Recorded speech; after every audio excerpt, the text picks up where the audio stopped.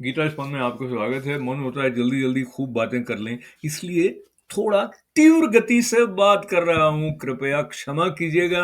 बात हम दूसरे अध्याय की इसलिए भी कर रहे हैं क्योंकि यहाँ तक हम पहुँच चुके थे गीता स्पंद में, जहाँ अर्जुन ने ये स्पष्ट कर दिया था कि वो कायरता के स्वभाव को प्राप्त हो गए हैं और उनको समझ में नहीं आ रहा है कि युद्ध करना ठीक है कि नहीं है। फिर भगवान ने उनको डाँट भी दिया था और समझाना जो प्रारंभ किया, उसमें कुछ बातें ऐसी हैं जो हजारों वर्षों से हमारे मन के लिए वैसे के वैसे लागू रहती हैं, क्योंकि जीवन है और जो मनुष्य है उसमें कुछ बातें तो हमेशा कॉमन रहने वाली हैं। चलते हैं तो 12वें श्लोक में ऐसा उन्होंने कहा कि ऐसा कभी था नहीं कि तू किसी काल में नहीं रहा होगा, या ये राजा लोग नहीं थे, और ऐसा भी नहीं कि आगे सब नहीं रहने वाले। और जिस तरह से फिर बताते हैं, देह जो है उसके अंदर जो प्रक्रिया रहती है, बचपन, जवानी, बुढ़ापा और फिर नए शरीर की प्राप्ति होती है, तो उसको लेकर जो बुद्धिमान है उसको मोहित नहीं होना चाहिए। और साथ ही उन्होंने जो 14वां श्लोक है उसमें ये स्पष्ट कर दिया कि सर्दी, गर्मी और सुख दुख जो होते हैं, उसके द्वारा जो विषयों से संयोग से मिल रहा है सुख दुख, वो तो अनित्य है। उसको लेकर अनित्य है, तो हे भारत, भारत अ, अर्जुन को संबोधित करें कि तू उनको सहन कर।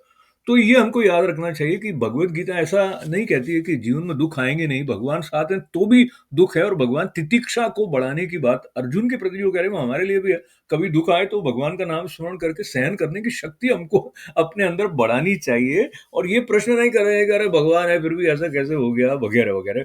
बहरहाल ये जो श्लोक है ना, जो 15वां श्लोक है, इसको हम थोड़ा सा छूने का प्रयत्न करते हैं। यम ही न व्यथयन्त्येते पुरुषं पुरुषर्षभ सम दुःख सुखम धीरम सोमृतत्वाय कल्पते। और ये कहा कि सुख दुख को समान समझने वाले जिस धीर पुरुष को ये इंद्रिय और विषयों के संयोग व्याकुल नहीं करते, वो मोक्ष के योग्य होता है। और संबोधन क्या किया उनको? हे पुरुष श्रेष्ठ। तो ये बात जो पुरुष श्रेष्ठ के लिए कही गई है, अगर हमको भी श्रेष्ठ पुरुष की तरह जीवन में आचरण करना है, और ये भी स्पष्ट हो जाना चाहिए कि पुरुष का अर्थ कोई लिंग से एक नहीं है कि भाई मैन जो है उसको कहा हो। पुरुष तो पुरुष शेते, ऐसा कुछ पुरुष इस पुर में जो रहता है वो पुरुष है। ये संस्कृत में इसके एटिमोलॉजी से ऐसा आता है। तो ये लिंग से परे पुरुष का मतलब कोई भी जीव है। तो जीव जो है उसको इस तरह से मोहित नहीं होना चाहिए।